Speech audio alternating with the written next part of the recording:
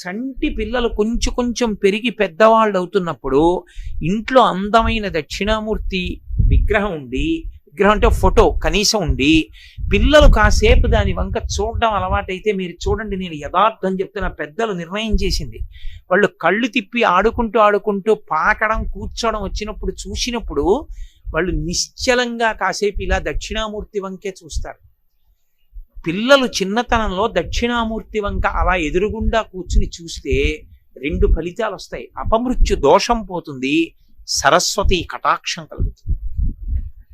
అందుకే అసలు ఇంట దక్షిణామూర్తి ఫోటో లేని ఇల్లు ఉండరాదు. అంత మంగళప్రదమూర్తి ఎవరు అంటే దక్షిణామూర్తియే.